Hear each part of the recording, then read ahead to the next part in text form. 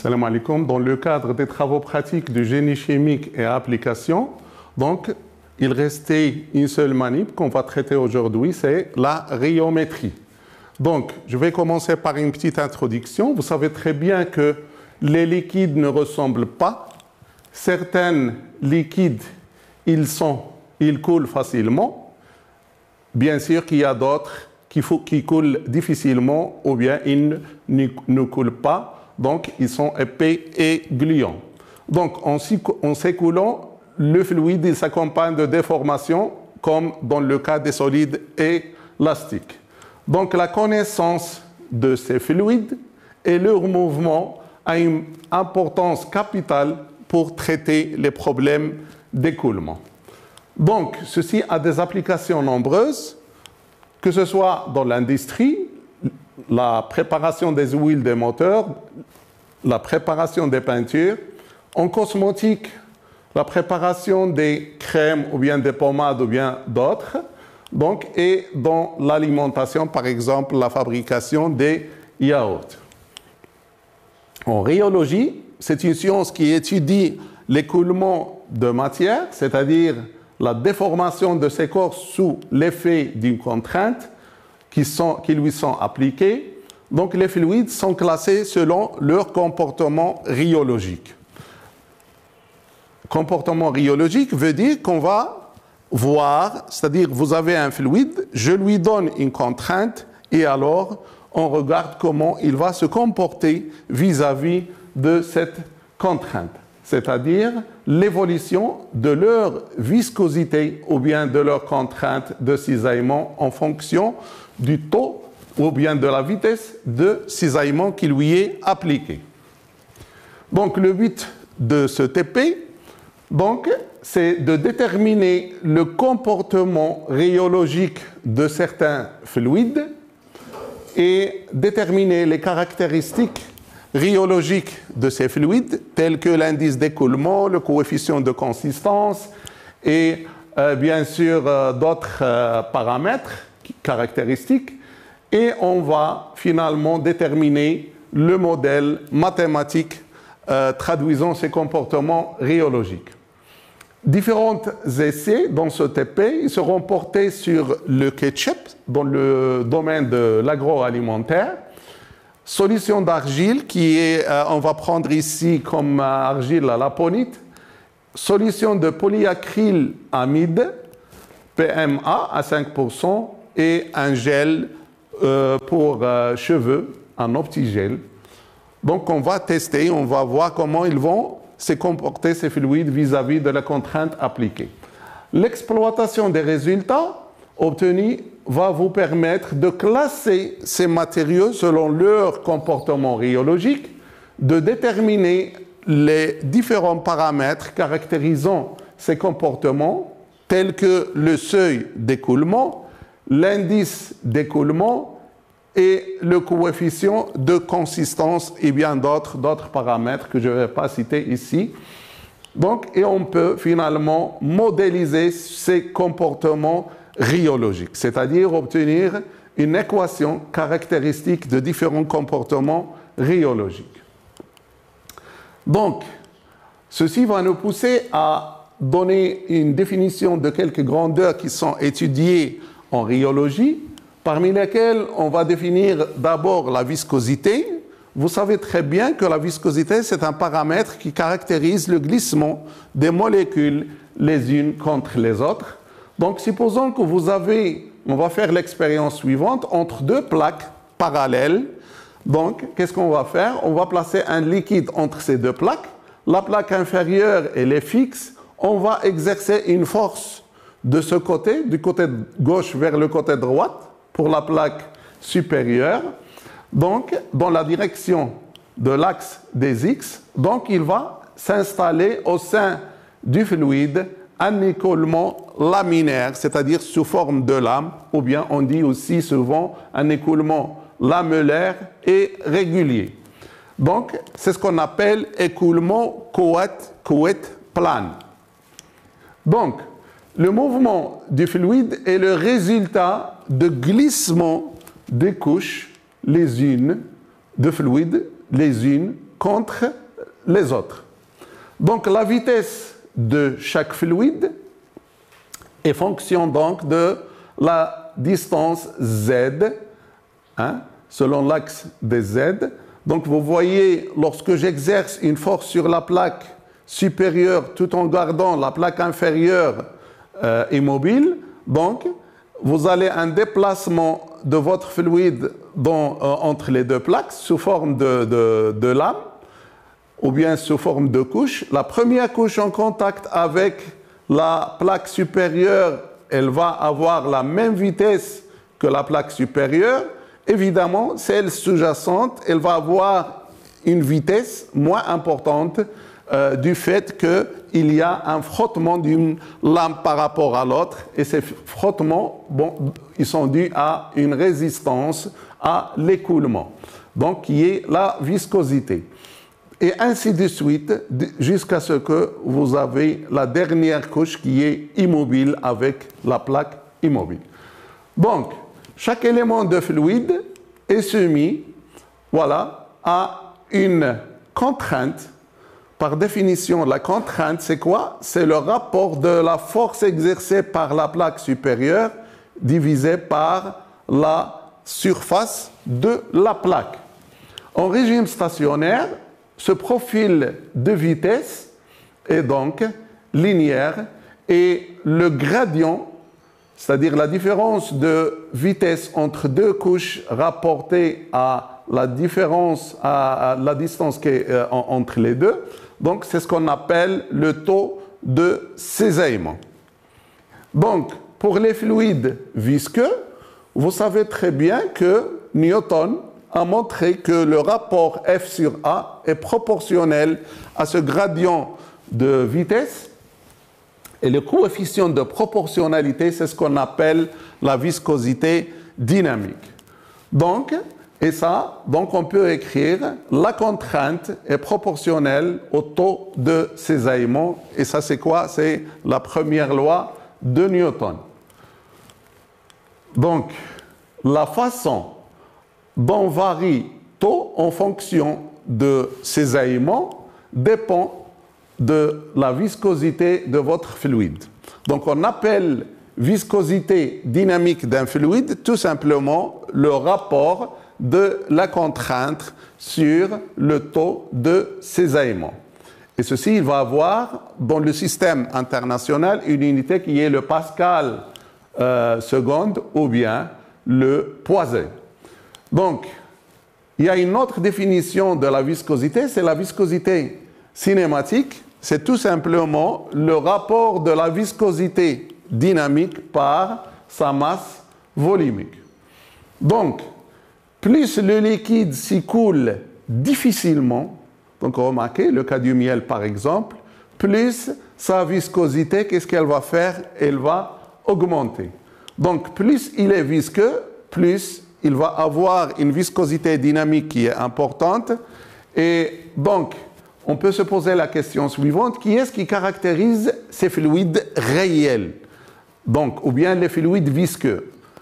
Ce qui les caractérise, c'est la force de frottement. C'est pour ça qu'on dit souvent qu'on donne la définition suivante pour la viscosité, c'est le glissement des molécules les unes contre les autres. Dans ce TP, on va avoir besoin de la définition d'un rayogramme. C'est tout simplement un rayogramme, c'est la courbe. Lorsque je porte la contrainte appliquée en fonction du cisaillement, donc j'obtiens une courbe qui représente l'évolution de la contrainte en fonction du taux de cisaillement. Et cette courbe, c'est ce qu'on appelle un rayogramme. Ces rayogrammes, ils sont obtenus par un rayomètre. Et puis par après, je peux modéliser, c'est-à-dire faire une modélisation de ces courbes, c'est-à-dire de ces comportements rhéologiques. Donc en rhéologie, il est souvent utile de définir un fluide par son type de comportement rhéologique. Donc, c'est-à-dire, on va souvent faire référence au rayogramme pour décrire le comportement d'un fluide. Et dans la suite, je vais traiter ça en détail. Il y a des fluides qui sont rayo-épaississants, des fluides rayofluidifiants, des fluides newtoniens, des fluides à seuil de contrainte et des fluides viscoplastiques. Donc les fluides sont donc classés selon leur comportement rhéologique. Différents types de comportements rhéologiques qu'on peut avoir.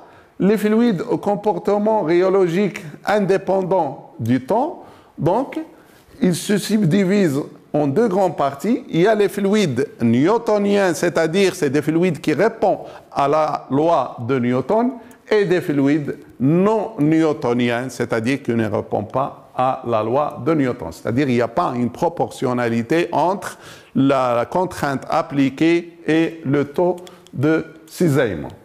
Donc je vais commencer par les fluides newtoniens. C'est quoi un fluide newtonien ou bien un fluide linéaire? C'est lorsque la viscosité est indépendante de la vitesse de cisaillement. C'est-à-dire, quel que soit le cisaillement, vous avez une viscosité dynamique qui est toujours constante. Lorsque vous tracez le taux de cisaillement en fonction de la vitesse de cisaillement, c'est-à-dire la contrainte en fonction du taux de cisaillement, vous avez donc une droite. Une droite, c'est pour ça qu'on les appelle des linéaires, des fluides linéaires. Donc, la pente de cette droite, qu'est-ce qu'elle va vous donner? Elle va vous donner la viscosité dynamique du fluide. Donc, le rhéogramme d'un tel fluide est donc une droite passant par son origine. Une seule mesure est donc suffisante pour décrire l'écoulement à température à pression fixe. Exemple de fluide newtonien, il y a l'eau, vous le savez très bien, il y a le lait, le jus d'orange et bien sûr, il y a d'autres fluides. Donc, maintenant, je vais aborder les fluides non newtoniens ou bien les fluides non linéaires. La viscosité, ce sont des fluides dont la viscosité varie avec la vitesse de cisaillement. Donc, ils ne sont pas caractérisés par une viscosité absolue, mais ils sont caractérisés par une viscosité apparente. C'est-à-dire, pour chaque couple, taux de cisaillement contrainte appliquée, vous avez une certaine valeur de la pente, de la viscosité qui est égale à la pente, à la tangente à la courbe rhéologique ou bien la courbe d'écoulement.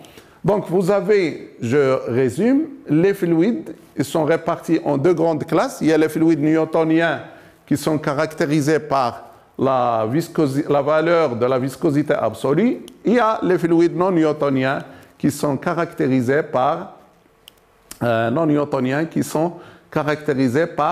le rhéogramme. Donc, les fluides maintenant d'Ostwald, donc tous les fluides dont le comportement peut être modélisé par la loi d'Ostwald, qui est de la forme la contrainte appliquée est égale à une constante fois le taux de cisaillement à la puissance n. Et ça, c'est ce qu'on appelle souvent la loi de puissance. Avec K, c'est le coefficient de consistance. N est l'indice de comportement, c'est-à-dire l'indice qui traduit l'écart de votre fluide au fluide newtonien. Donc, selon la valeur que prend cet indice, donc, s'il est inférieur à 1, le liquide est rhéofluidifiant. Néanmoins, s'il est supérieur à 1, le liquide est rhéoépaississant. Maintenant, je vais aborder les liquides rhéofluidifiants. Ce sont les liquides les plus puissants.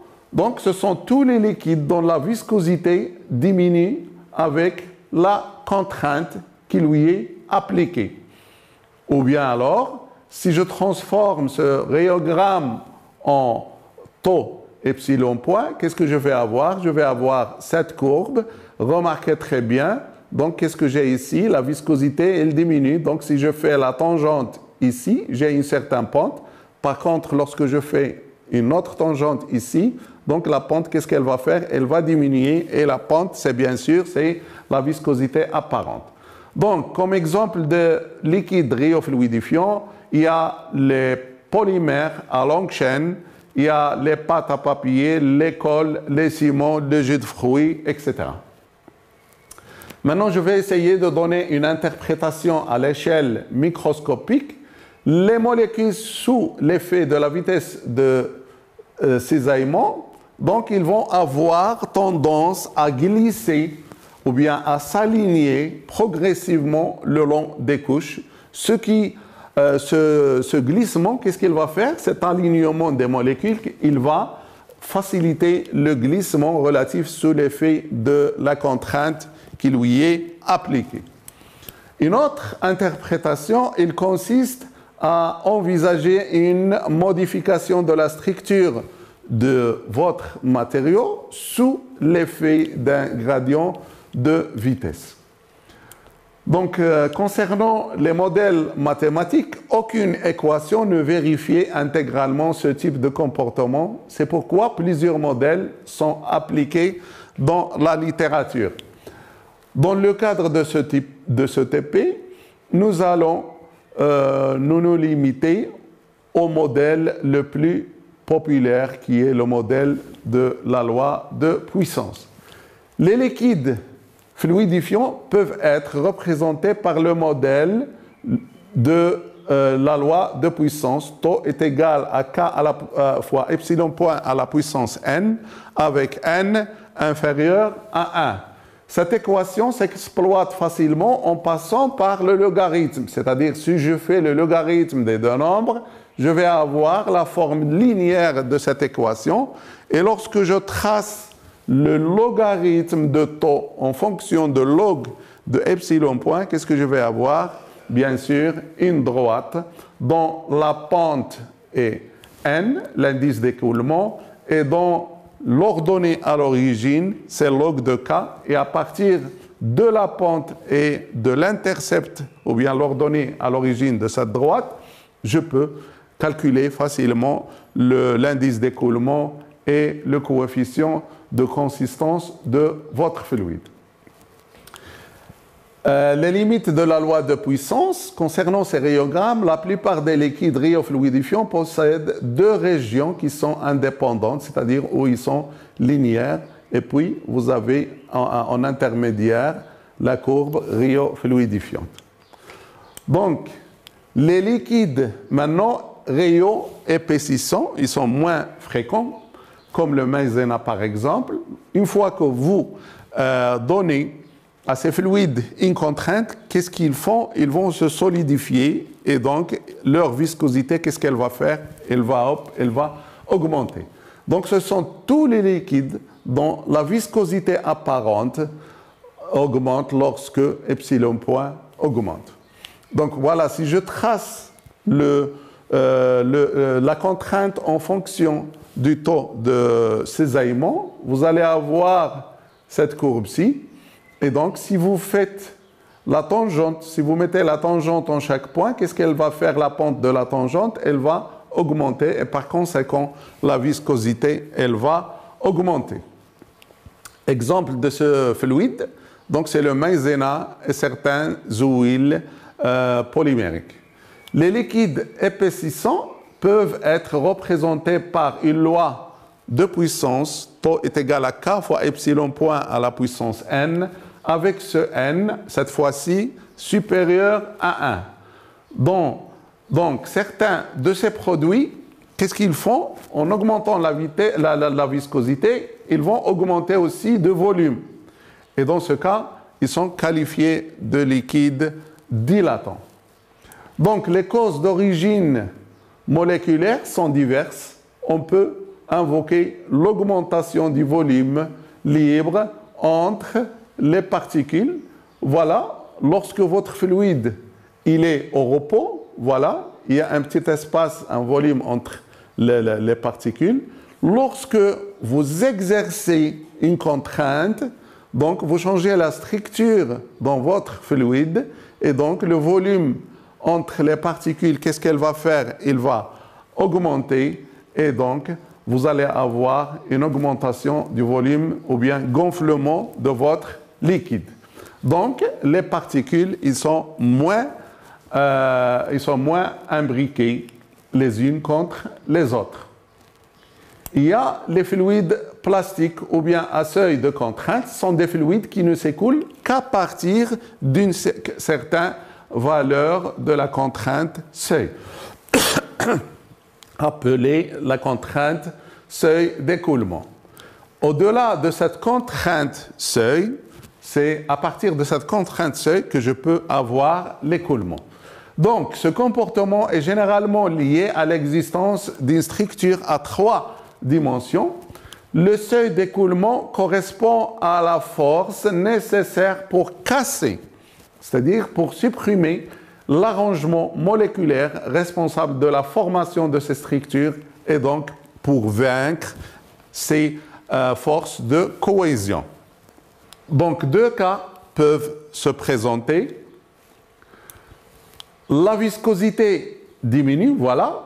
Donc, pour une valeur de contrainte inférieure à la contrainte seuil critique, donc le fluide il ne va pas s'écouler, mais pour une valeur supérieure à la contrainte critique, vous allez avoir une courbe d'écoulement.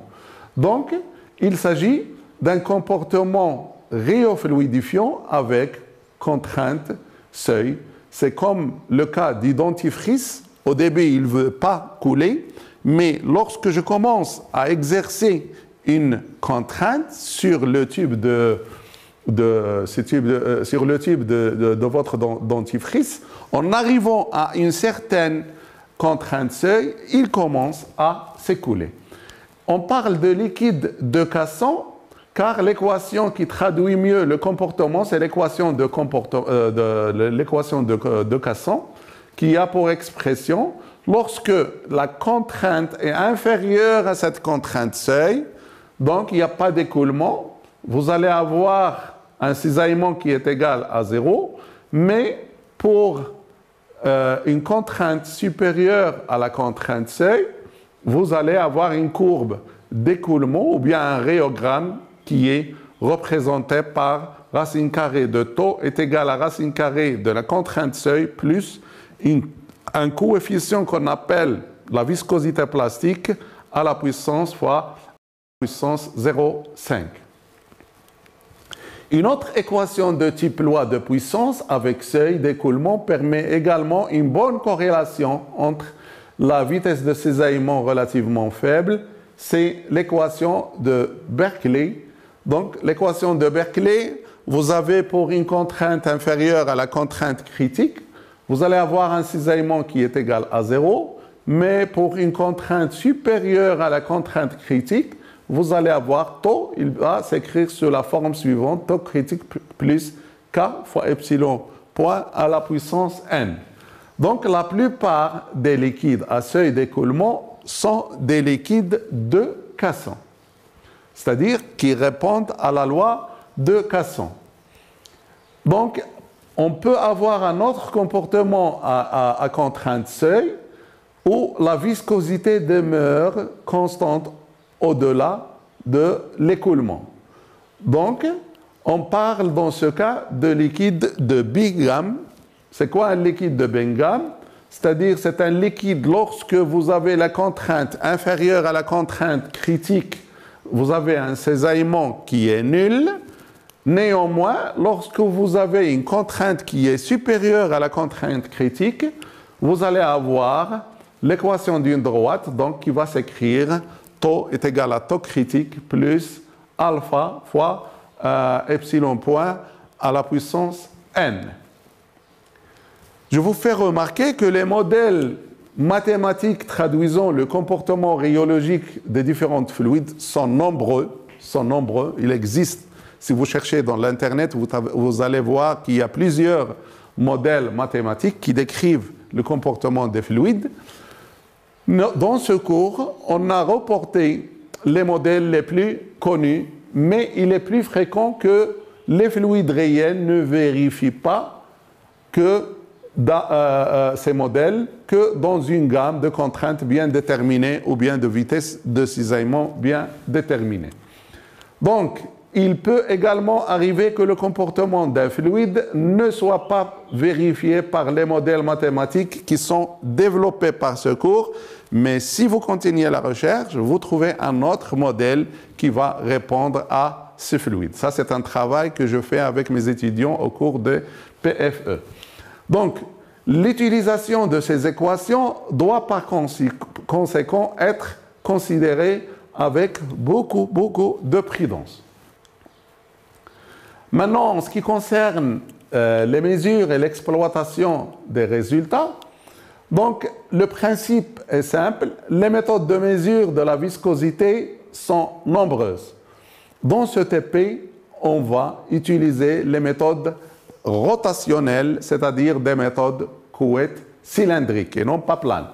Ce type de viscosimètre est très employé dans la recherche fondamentale ainsi que dans plusieurs secteurs industriels tels que l'industrie des polymères, l'industrie des peintures, des ciments, dans l'agroalimentaire tel que la rhéologie des sauces tomates. Donc de toute façon, on va étudier le ketchup dans ce TP, du nectar pêche ou bien du chocolat fondu, etc. Donc, maintenant, je vais vous donner le principe de couette cylindrique. Il s'agit de deux cylindres coaxiaux, c'est-à-dire qu'ils ont le même axe. Le cylindre intérieur, il est immobile, qu'on appelle le stator, et le cylindre extérieur, il est mobile, qu'on appelle le rotor. Ce mobile, il va tourner avec une vitesse linéaire qui est égale à oméga R2, avec R2 c'est le rayon du cylindre externe et R1 c'est le rayon du cylindre interne.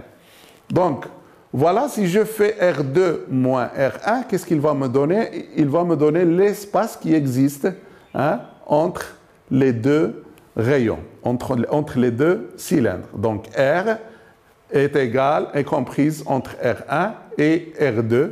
Et on a le cisaillement, c'est quoi? C'est la variation de la vitesse linéaire sur dr, donc est égale dvx sur dz, c'est-à-dire oméga r sur d. Avec r, c'est quoi? C'est le rayon moyen entre R1 et R2. Si maintenant le rotor tourne avec un angle, ce rotor il se trouve accroché à un fil ici.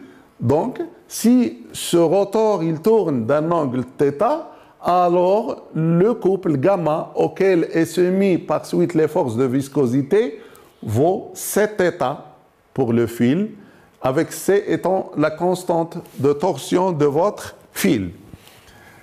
La force tangentielle appliquée à la paroi du rotor, vaut F est égal à Cθ sur R.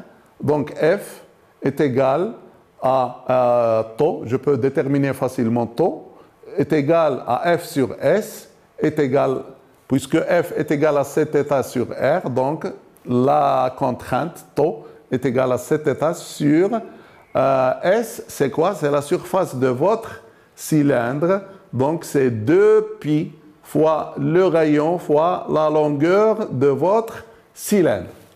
D'autre part, vous savez très bien que d'après la loi de Newton, tau est égal à eta dv sur dr est égal, et dv sur dr, c'est bien sûr oméga r sur d.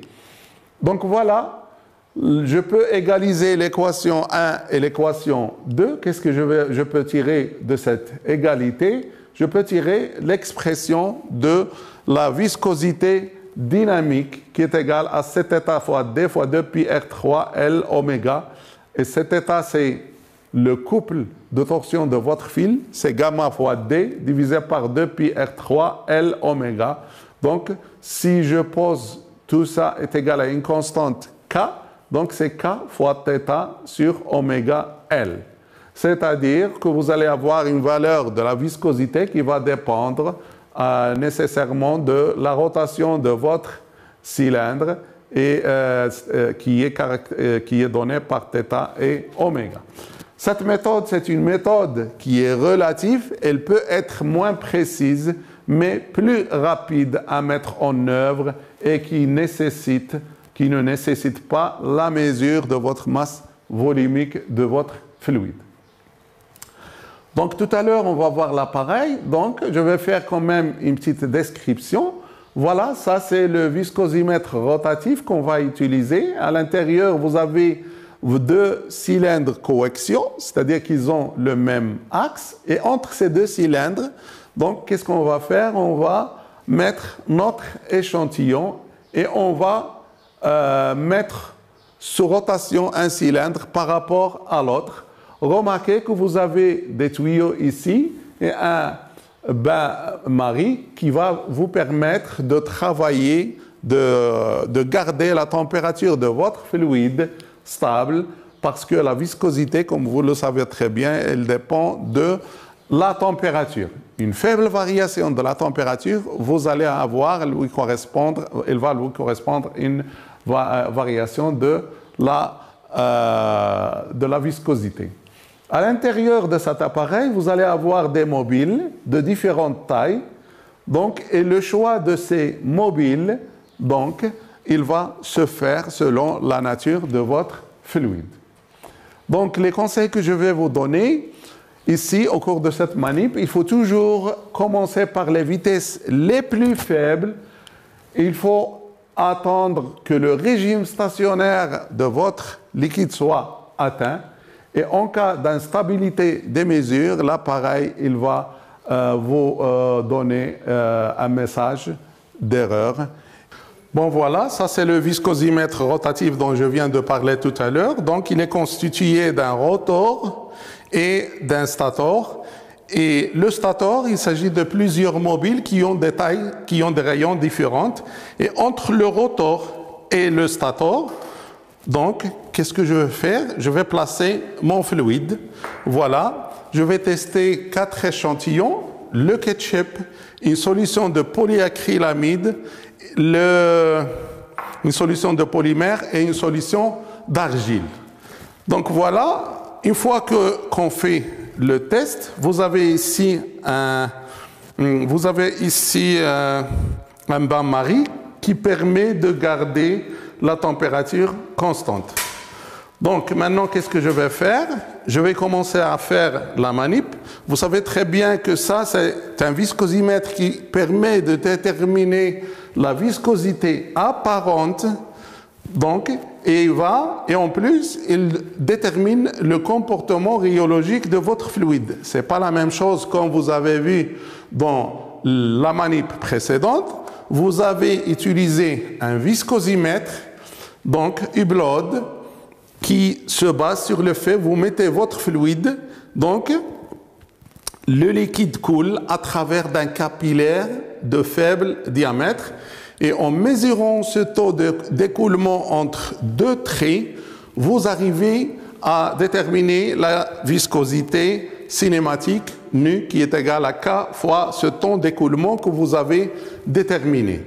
Mais cette fois-ci, non, ce n'est pas le cas. Donc, on a besoin d'une courbe d'écoulement. Ce viscosimètre, il est utilisé seulement pour les fluides newtoniens, c'est-à-dire qui ont une valeur absolue de la viscosité dynamique. Mais ici, pour tracer mon graphe, j'ai besoin d'un comportement rhéologique, c'est-à-dire d'une courbe d'écoulement pour chaque valeur de la contrainte appliquée. Donc, je mesure le cisaillement ou bien la viscosité. Donc, je vais faire la manip et tout à l'heure, je vais vous donner les résultats afin de les interpréter. Donc, après avoir vu l'appareil, les mobiles et comment ça fonctionne, etc., maintenant, on va faire l'exploitation des résultats obtenus.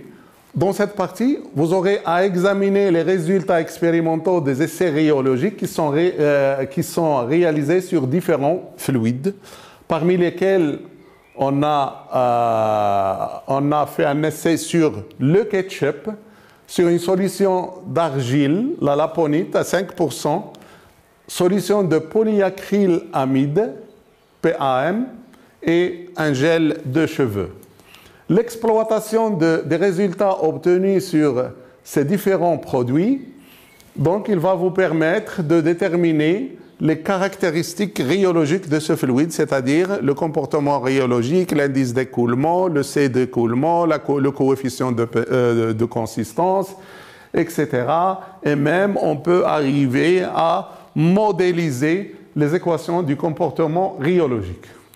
Donc, je commence d'abord par le ketchup. Le ketchup, voilà, je l'ai fait pour vous. J'ai tracé la contrainte appliquée en fonction du cisaillement. Donc, on trouve une droite et on vous demande à quelle classe le fluide ketchup appartient. Donc, vous voyez très bien que c'est une droite, donc c'est un fluide qui est linéaire ou bien newtonien. Dans la deuxième question, on vous demande quelle est la caractéristique rhéologique qu'on peut déduire de ce graphe. Vous savez très bien que puisque c'est une droite qui passe par l'origine, après avoir déterminé la pente de cette droite, on a dit qu'elle va correspondre carrément à la viscosité absolue de votre fluide. Donc, à partir de ce graphe, on peut déterminer la viscosité dynamique absolue de votre fluide.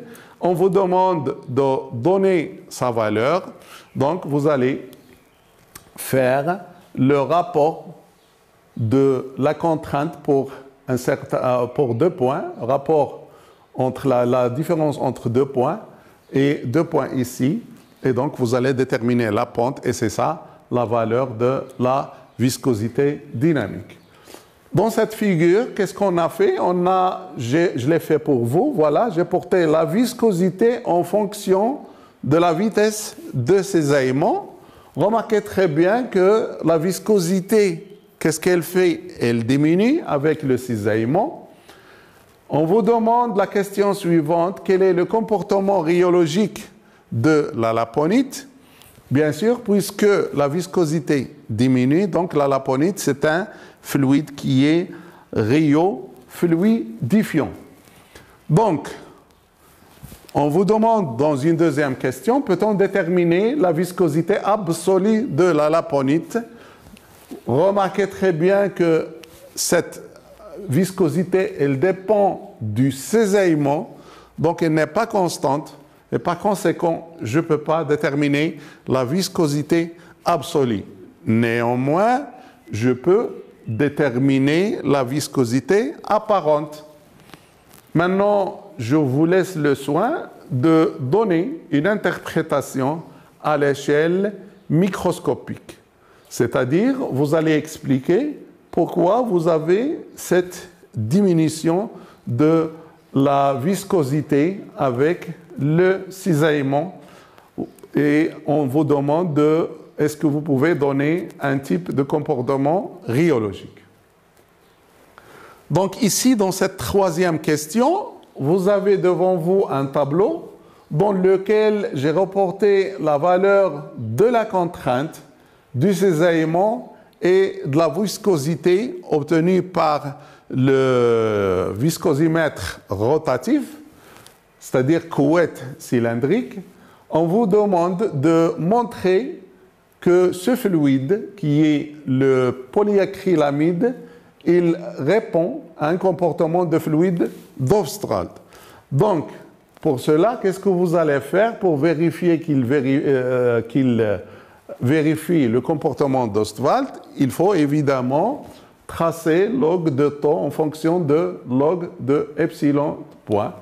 On vous demande de déterminer l'indice d'écoulement N et le coefficient de consistance K en supposant que le comportement est vérifié et quelle que soit la vitesse de cisaillement appliquée. Donc à partir de cette droite que vous allez trouver, donc il faut faire un traitement mathématique et vous déterminez cet indice N et le coefficient K de consistance.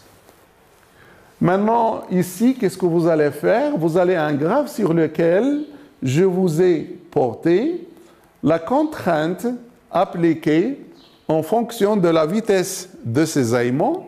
Vous avez une courbe d'écoulement. Et alors, qu'est-ce qu'on vous demande? On vous demande de déterminer le comportement rhéologique de ce fluide. Je vous laisse le soin de le faire.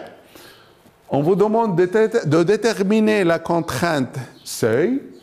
C'est ça, la contrainte seuil, c'est-à-dire c'est la contrainte à partir de laquelle je commence à avoir écoulement de votre fluide. Et on vous demande de donner une signification physique de cette contrainte seuil. Maintenant, dans une quatrième question, on vous demande d'interpréter à l'échelle microscopique,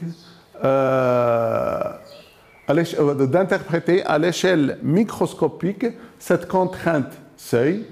Et dans une dernière question, on vous demande de prélever une dizaine de points significatifs de ce graphe et tracer les courbes correspondant au modèle mathématique. Ça va vous prendre un peu de temps, donc, mais on n'a rien à faire. Il faut avoir de la patience pour ceci.